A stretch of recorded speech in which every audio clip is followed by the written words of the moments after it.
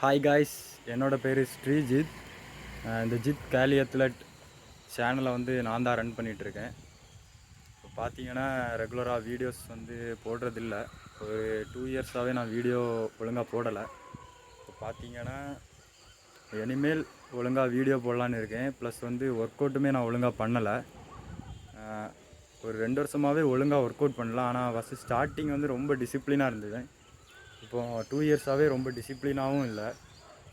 அதனால் ஒரு டே 1 டே 2 vlog மாதிரி பண்ணலான்னு இருக்கேன். டெய்லி வந்து யூடியூப்பில் வந்து போஸ்ட் பண்ணுறேன்.